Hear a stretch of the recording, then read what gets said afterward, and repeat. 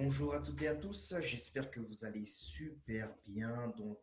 Bienvenue dans la suite sur la formation Day Trading. Aujourd'hui, je vais vous montrer mon approche personnelle, comment je trade les marchés financiers, les outils que j'utilise. Voilà. Petit récapitulatif, j'ai montré la dernière fois que nous avons vu l'analyse du marché dans une optique de day trading avec trois approches. On avait montré la première approche en ce qui concerne l'analyse avec les supports résistance obliques. On a vu une deuxième approche, c'était l'analyse avec les supports résistance horizontaux, d'accord, placés sur différents time frames, d'accord. Et nous avons également vu l'approche avec les Fibonacci, d'accord. Aujourd'hui, on va voir, je rappelle encore une fois, on analyse toujours, on trace nos trendlines ou nos supports et résistances horizontaux sur des temps d'unité euh, grandes, comme mensuel, weekly, daily, H4, pour avoir des niveaux clés et également voir la tendance en général du marché. Pour ensuite rentrer en position en M30, M15, d'accord, pour du day trading. N'oubliez pas l'outil du day trader, comme d'habitude, ne jamais oublier de regarder le calendrier économique pour voir s'il y a des news économiques qui sont susceptibles d'aller chercher des fluctuations, d'accord. Ce qu'il faut aussi savoir, c'est que en tant que day trader, on va chercher vraiment des mouvements impulsifs, des mouvements d'accélération, d'accord. Un mouvement d'accélération, c'est quoi? C'est comme par exemple, vous voyez, de grandes bougies comme ceci, d'accord, couleur rouge ou bleue, donc à la hausse ou à la baisse. On veut vraiment capter des grands mouvements qu'on va pouvoir prendre en intraday, donc à l'intérieur d'une journée. Donc, c'est des trades qui restent à l'intérieur d'une journée pour maximiser cela. Donc, afin de savoir où se trouvent les niveaux de volume, d'accord, où se trouvent les niveaux où le marché, il y a des accélérations, d'accord, on va devoir tracer des supports et des résistances, car n'oubliez pas, comme je vous l'ai mentionné, le marché se souvient toujours du passé, donc il y a une zone que le marché a déjà testée ou cassée, et ben dans le futur, elle va se rappeler de cette zone-là. Donc, soit elle va réagir en cassure sur cette zone-là, ou au contraire, sur un rebond. D'accord. Là, on va revenir. Je vais d'abord vous présenter moi mes outils que j'utilise. Premièrement, j'utilise le Fibonacci, un retracement de Fibonacci, un indicateur automatique. Donc, ça calcule, ça me prend une tendance et ça met déjà les points. Ça relie en fait une grande tendance et ça me donne des niveaux clés.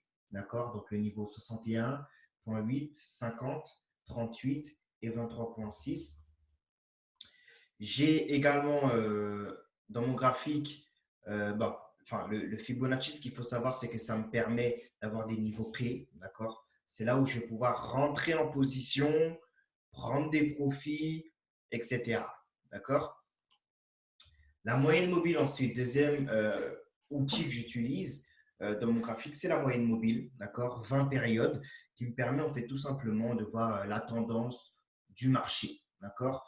Elle me sert également de support et de résistance. Donc, support dans le cas où les bougies sont au-dessus, donc les cours du marché sont au-dessus de cette moyenne mobile. Donc là, la moyenne mobile fait guise de support. Donc, soit le marché va rebondir sur celle-ci, ou soit elle va la casser. D'accord.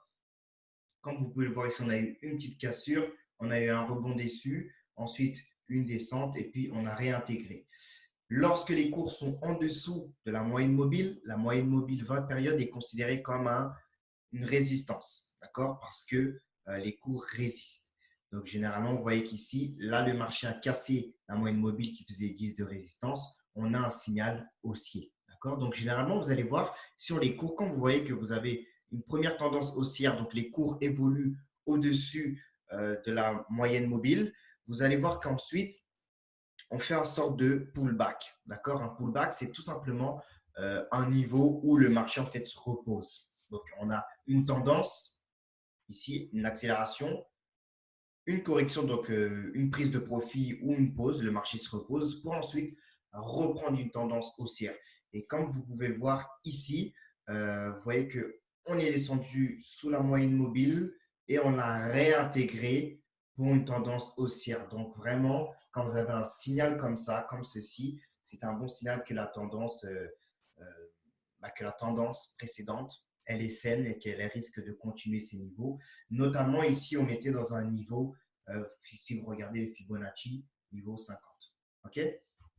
Donc ensuite, j'utilise le stochastique et le RSI qui vont tout simplement en fait, me donner la santé du marché. Donc quand je dis la santé, c'est tout simplement si le marché se trouve dans un niveau de surachat, donc parce qu'il est suracheté, donc ce serait dans cette zone-là, ou de survente, ce serait dans cette zone-là. Donc ici dans le RSI, c'est sur la zone en dessous des 30, du niveau 30.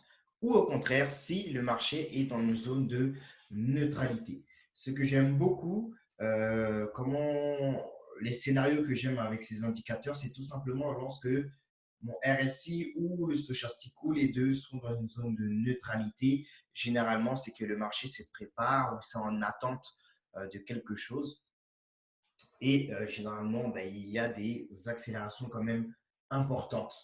Ensuite, il y a une manière également de trader, hein. On peut trader, par exemple, si on est sur achat, on est en surachat, on utilise les stochastiques. Lorsque, ici, vous voyez qu'on intègre au-dessus de 80%, donc lorsque les cours, la courbe, les deux courbes commencent à tendre vers le bas et descendre en dessous du niveau 80, et ben là, on peut avoir un signal baissier, d'accord? Bien sûr, à toujours regarder avec les bougies devant nous, ok? Donc voilà un peu les outils que j'utilise et ensuite j'utilise également les pivots pour du day trading. Donc le pivot va tout simplement me servir à trouver des zones clés, ok? Des take profit, des niveaux de prise de bénéfices, d'accord? Et le petit cube que vous voyez, bah, en fait, c'est tout simplement euh, un cube qui représente en fait la session de Asie. D'accord?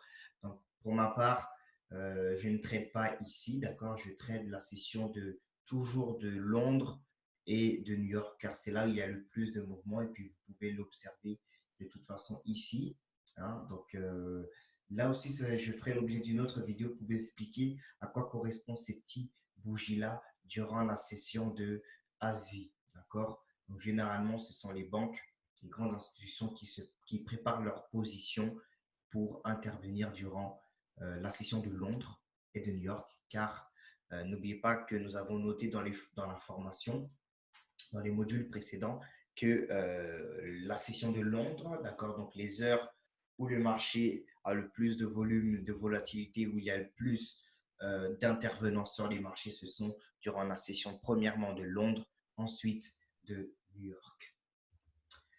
Donc, on va repartir maintenant à une analyse. On va faire une analyse basique, d'accord? Comme je fais à peu près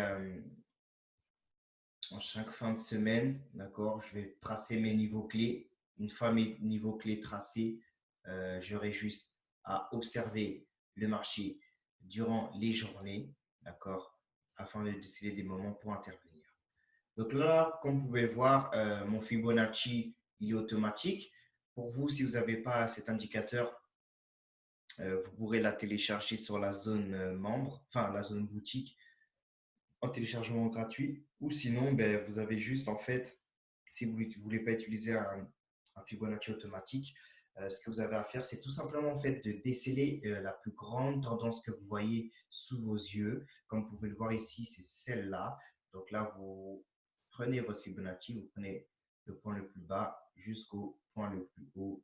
Et là, vous trouverez, voilà, vous trouverez les niveaux. Ok, donc là, je ne sais pas pourquoi je ne vois pas les traits. Ok, j'ai dû les désinstaller par erreur. Donc, c'est parti. Donc là, comme vous avez pu le voir, j'ai placé, je marque toujours ces zones-là. Pour moi, c'est très important de marquer les zones du Fibonacci, car ça va me donner des zones de support et de résistance sur le marché. D'accord? Donc, je relis ça ici et comme cela. D'accord? Ensuite, je pars en weekly. D'accord? Comme vous voyez, là, mes niveaux ont été placés. Donc, j'aime bien un peu différencier mes supports résistance selon les time frames. Donc là, je vais le mettre de couleur noire, mais plus fin. Donc, ici, à ce niveau-là, niveau 0, ici, le niveau 23,6, d'accord? Le niveau 50, voilà, le niveau comme ceci. J'ai placé au niveau 61,8 ou pas? Et là, le niveau 100, ok? 100% du retentissement de Fibonacci. Donc, je vais envoyer quand j'ai une chose pareille, ok? Je vais couper le son car je vois qu'il y a beaucoup de notifications.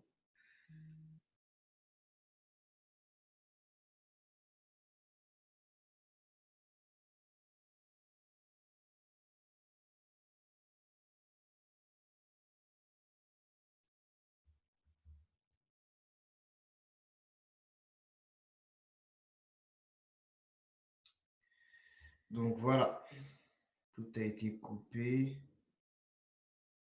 Tout a été coupé. Ok, donc désolé, reprenons. Vous voyez, quand je vois des supports résistance, ben, mes lignes là, qui sont assez proches, j'aime bien dessiner une petite zone. Ok, pour expliquer que ok, là c'est une zone qui est importante. Ok, parce qu'on le voit sur du weekly. Hein, c'est une zone de Fibonacci weekly et mensuel.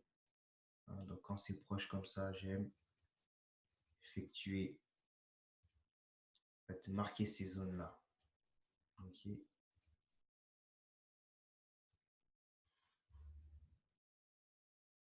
Comme ceci.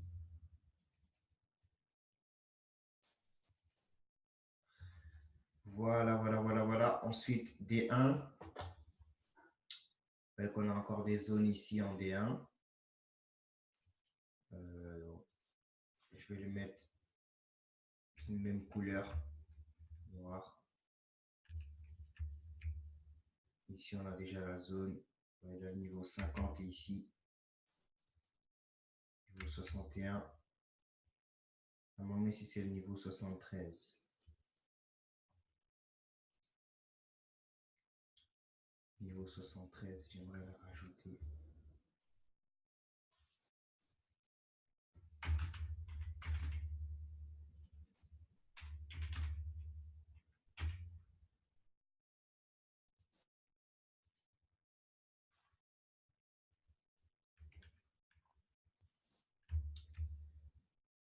Là, le niveau 73 qui est là. Ok. Vous voyez que c'est un très bon. Vous voyez comment le marché, quand même, réagit sur ces zones-là.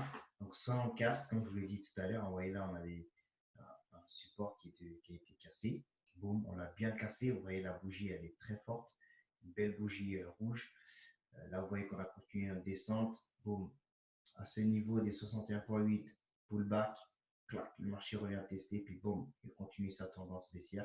Là, vous voyez qu'on remonte ici au niveau 73, bam, on redescend, et ainsi de suite. Donc, voilà pourquoi c'est très important vraiment de souligner les zones clés du marché. Ensuite, on va sur du H4, faire la même chose. Voilà. Ce que j'aime avec l'indicateur FIBO, ça me permet en fait de faire des analyses assez rapidement. Parce qu'avant, bon, ça me prenait un peu de temps. Ok. Donc là, je peux faire assez rapidement. Ok. Tac, tac, tac. Est-ce que j'en ai mis une ici? Non, je ne l'ai pas mis ici. Voilà. Et là, il manque une. Ok. Bon, là, j'ai toujours pas. Je me demande si c'est enregistré. Donc, décidément, je ne vais pas enregistrer. J'irai le modifier dans les paramètres. C'est sûrement à cause de ça.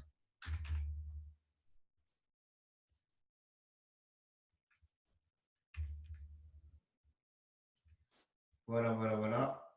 H1. H1 ici, ça respecte. Puis là aussi, ça respecte. C'est le 73 qui est à ce niveau-là. Là, on a une petite zone où pas besoin de remettre encore une fois un trait, hein. Tout est là. Ensuite, comme vous pouvez le voir, on revient à notre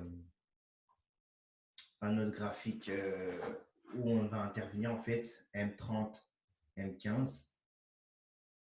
Et puis, vous voyez qu'on a des zones assez claires, hein. Vous voyez par exemple, hier, ici on est en consolidation, clac.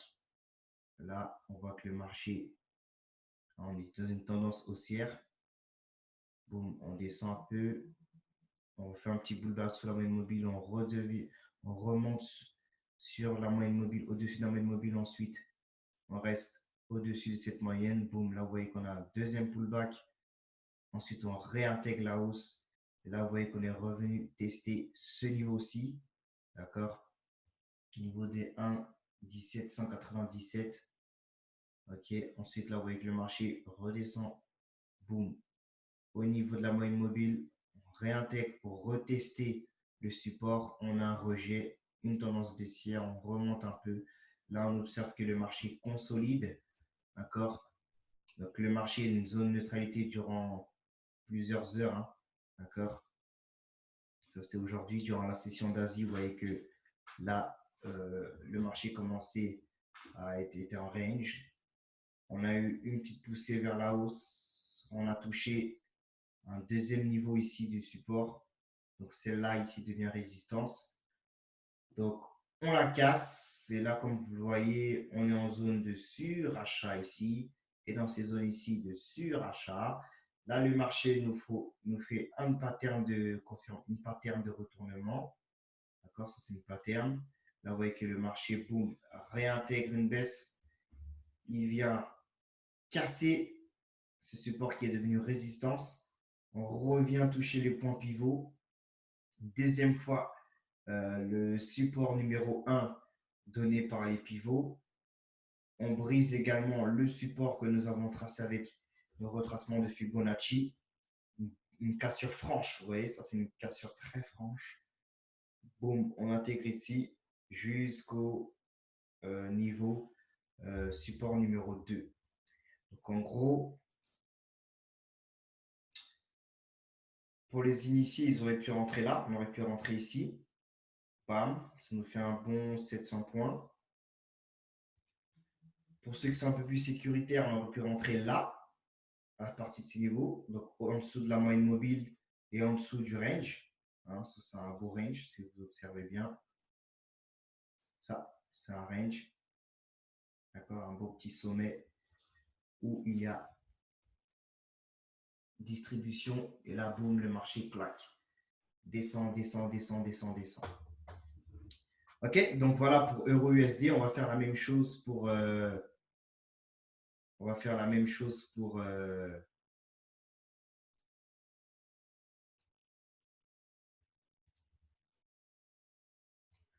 On va faire la même chose pour GBP-USD. Donc moi, c'est une paire que j'affectionne particulièrement. Ouais, vraiment, j'affectionne particulièrement cette paire. Ah, c'est Fibo que je voulais mettre. Voilà. J'affectionne particulièrement cette paire en day trading.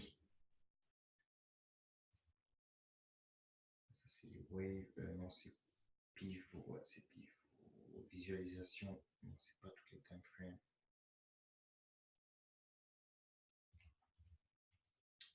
Je remets vite fait quelques petits paramètres. Ok, fermé. On revient là.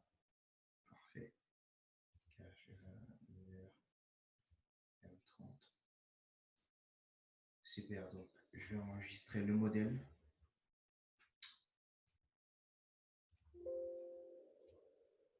Moi, j'aimerais même rajouter le niveau 73. Désolé un peu du temps, hein, je suis en train de mettre quelques petits paramètres.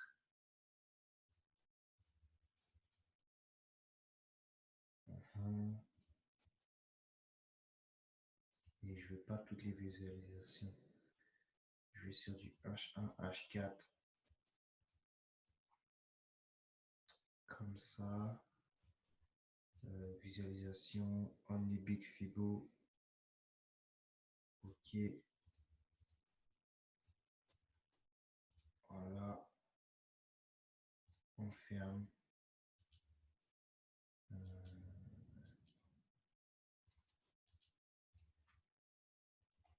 Je vais rajouter 0.6. 73.6. Ok. Parfait. Et là, on va enregistrer le modèle. On enregistre le modèle session.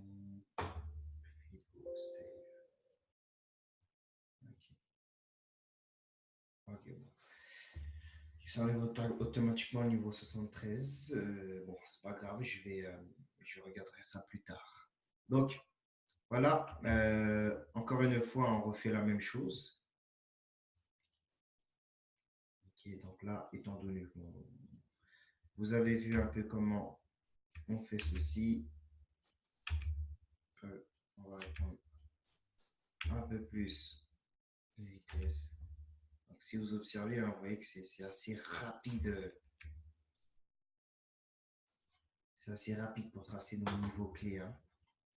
Moi, pour moi, c'est pas un problème car je sais que les Fibonacci, vraiment, c'est vraiment des niveaux très, très, très clés. Hein. C'est utilisé par beaucoup, beaucoup, beaucoup, beaucoup de traders. Donc, encore une fois, je vous. Peut-être pas besoin d'être ici. Boum, boum, boum, boum. D1. Voilà, on remet ça comme ça. Mais comme je vous dis, hein, ce sont des zones, pas besoin d'être si précis que ça. N'oubliez pas que c'est des zones. Voilà. Voyez la vitesse, comment on a nos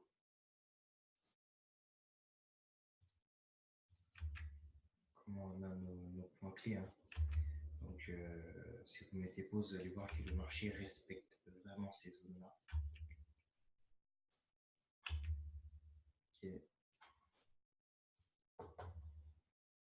Et en 1 heure pour terminer. Et vous voyez que ça, vous avez juste à faire ça durant. Vous venez le lundi, même le week-end. Vous faites ça quand vous avez votre temps, quand le marché est fermé.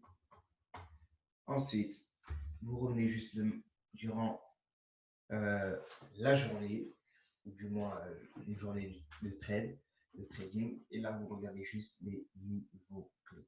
D'accord. Donc là, vous voyez que j'ai mes niveaux clés pour la semaine. D'accord. Donc, même pour plusieurs mois. Ok, donc si on observe bien, vous voyez que comment le marché réagit sous ces zones-là.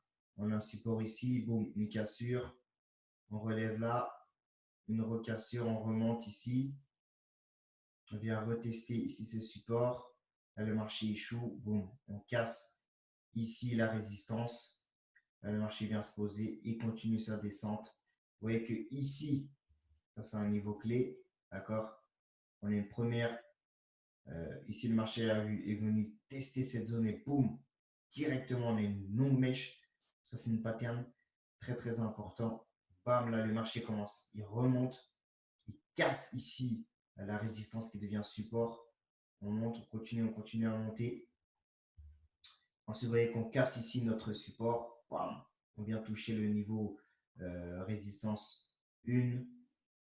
Là, vous voyez que le marché ensuite décide de s'écrouler. On fait un petit pullback sur la résistance. Petite cassure, on évolue, on évolue. Le marché remonte, il revient tester en fait la zone d'hier, ce qu'on a cassé hier en fait. Et là, vous voyez que ça a échoué. Et là, boum, écroulement du marché. Vous voyez, écroulement du marché total. Et donc, on casse les trois niveaux, hein. Premier niveau ici, deuxième, troisième, quatrième. Et là, vous voyez que ouf, directement le marché, ouf, il est remonté. Donc là, c'est ça, là, ce genre de rapidité, c'est qu'il y a beaucoup de stops qui ont été enclenchés. D'accord. Et voilà, et là, le marché revient en pause. D'accord. Il va être comme ça à peu près durant toute la session de Asie. Ok. So, ça, c'est tout. Le tout, hein, c'est vraiment en journalier, hein, si vous observez bien. On peut même essayer, je vais enlever pour la visibilité si par contre, certains ne voient pas très bien. Je vais enlever les pivots. D'accord. Si vous préférez comme ça, c'est un peu plus net. Vous voyez qu'on a vraiment des niveaux clés, des niveaux importants. Bam, bam, bam. On laisse évoluer le marché. Ici, il échoue. Le marché remonte et ainsi de suite. D'accord.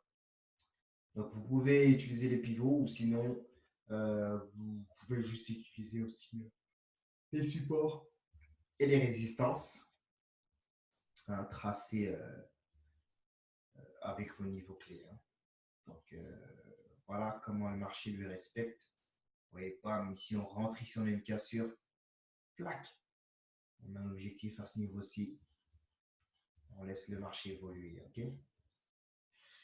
Donc voilà un peu. En ce qui concerne, on va faire une autre paire, hein. On va tester une deuxième paire. Une paire USD-JPY. USD-JPY, c'est une paire assez spéciale parce que c'est une paire refuge en fait. Elle réagit beaucoup en fonction du sentiment en fait, économique des marchés. Voilà. Donc, la USD4. Ah, allons faire un tour chez USD4. Ok. Donc, cette fois-ci, on va enlever ça, les points pivots. Donc, on refait encore une fois la même chose, hein. Donc, vous allez voir, en fait, le trading, c'est quelque chose de simple. D'accord. Il faut vraiment. Euh, soyez simple, hein, la manière la plus simple possible. Par exemple, là, bon, vous n'êtes pas obligé d'utiliser les deux. Moi, j'utilise les deux, mais en fait, des fois, je ne regarde pas forcément les deux. Je regarde les deux. Vous pouvez utiliser soit un stochastique ou RSI. Mais ne remplissez pas trop vos graphiques lorsque vous allez rentrer en position. Donc voilà, vous voyez que là, en fait, on a le seul indicateur que nous avons, c'est le RSI et le stochastique. On a deux indicateurs. Et la moyenne mobile. Ensuite, c'est que des outils. Voilà, c'est que des outils comme le Fibonacci, etc. So, on refait la même chose, hein, on prend nos niveaux clés. Donc, encore une fois, hein, je le répète, hein, souvent, mais c'est pour vraiment que ça rentre dans vos têtes. Les retracements de Fibonacci sont vraiment des niveaux, vraiment des bons niveaux qui nous donnent des niveaux clés, en fait. Ce sont des niveaux très importants à ne pas négliger. D'accord. Donc ensuite, on trace le tout. D'accord. Ensuite, tout à l'heure, on regardera en fait l'historique. D'accord. Dans le passé, vous allez voir que c'est assez flagrant comment le marché respecte les zones. Voilà. Tac. H4.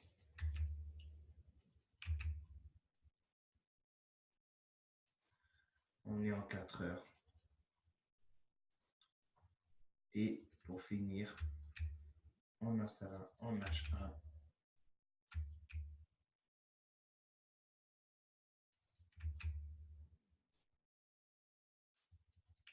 Comme ceci.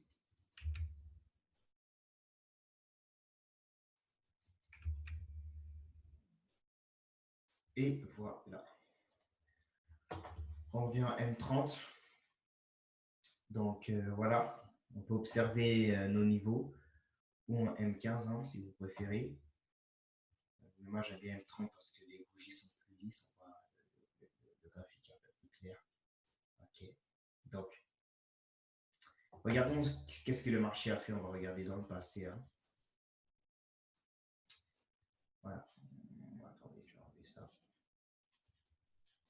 Ok, donc admettons on est ici, hein, le 29 juin, donc à peu près il y a 3 semaines. Avec le marché ici, boum, tendance baissière, on vient retester notre moyenne mobile qui fait guise de résistance. Clac, clac, clac, clac, clac. On voit, boum, le marché s'arrête à un niveau clé qu'on a tracé avec le Fibonacci, vous voyez. Le marché, boum, ici, décide de remonter. On remonte et puis on échoue bas. Le marché là nous fait un gap, donc ça c'était dû à une news économique. C'est une news économique. Hein. Donc on clôture ici, boum, le marché descend, il casse encore le deuxième niveau, on vient toucher le troisième, quatrième, cinquième, petit range, on revient le lendemain, retester les niveaux. Vous voyez bien comment ça s'arrête sous ces niveaux-là. Le marché respecte, comme on dit, quand le marché se souvient du passé, c'est ça. Vous voyez que là, boum, ici c'était une, vous voyez, le marché s'est reposé ici, là, bam, tendance haussière, il se repose là, tac, il redescend. On s'arrête ici. Et là, boum, on s'arrête là, pullback, boum, on s'arrête là, bam, bam, bam, bam, bam, bam. Vous voyez comment ça évolue, ça respecte vraiment ces niveaux-là. D'accord. Vous voyez là, boum, boum, boum, boum, boum, boum. Ok, donc là, ici, vous voyez que ça, c'était du high news. Là, on a des niveaux clés, clac, clac, cassure ici, bam, on vient tester là, ici, le point le plus bas. Vous voyez, c'est 400 points. Si vous tradez les breakouts. Donc, comme vous pouvez le voir, on a vraiment, le marché respecte vraiment ces niveaux. Puis, si vous observez avec nos indicateurs qui nous donnent de fortes indications, par exemple, ici, vous voyez qu'on est sur achat. Donc, on évite, hein, même si on a une cassure, on a une petite cassure, mais on sait qu'on va prendre quelques pips. Là. Okay. Voilà, on a 270 micropips, donc 27 à 30 pips. Vous voyez. Donc, c'est largement suffisant hein, pour ceux qui font du scalping. Hein. Donc voilà, là, on a un petit range, là, le marché hésite un peu, etc. Mais ça, c'est la journée du lundi. Vous savez, là, regardez ici, USD CAD. On vient ici, on teste ce niveau-là. Hein, durant l'Asie, consolidation, là, on casse un niveau. Consolidation ici, boum, boum. Donc nous, on est réveillé. Moi, je me réveille à ces heures-ci. Quand je vois ça, là, je dis, OK, je dois faire attention. Là, on a une cassure. Là, on a une petite baisse. Mais là, vous voyez qu'on a, hein, on a fait un pullback. Ça. On respecte ça. Bam. Vous voyez, quand le marché fait ça, boum. Nous, on va rentrer à ce niveau-ci, là. Vous voyez, ça, c'est une pattern, là. Pas une pattern, c'est un pullback. Et là, vous voyez comment on casse. La cassure, elle est franche du pullback. Ici, là. Et tac, tac, tac. Ce niveau-là, il est cassé. Boum. On a cassé même celui-là. Donc, on a une première indication. On casse ce niveau-là. Ensuite, on casse ce niveau-là. On voit que nos stochastiques et RSI se trouvent dans une bonne position. Hein, d'accord. Là, on est vers la zone neutre. Ok, encore une fois, vers la zone neutre. Donc, on n'est pas sur acheter. Et là, boum, on prend tout ça, les amis. Allez, bam, on prend tous ces niveaux. Take profit 1 là, 2, 3, 4, 5. Et là, vous voyez, c'est un 883 points. Pour ma part, moi, je prends des lots de 2,60. Donc, je vous laisse imaginer les performances. Si vous mettez un lot de 1 dollar, ça vous fait 864 dollars la journée donc, en day trading. OK. Donc, voici les amis, voilà un peu ma stratégie, ma manière comment je trade. d'accord? Donc, encore une fois, quand il y a des news, encore, j'utilise la même stratégie quand il y a des news. J'ai surtout sur les bougies et les niveaux clés, d'accord? Les patterns, le retournement des bougies qu'il faut aussi observer. Voilà les amis, j'espère que cette vidéo vous a plu et n'hésitez pas à tester euh, vos connaissances sur un compte démo, etc. So, à bientôt guys. Bye bye.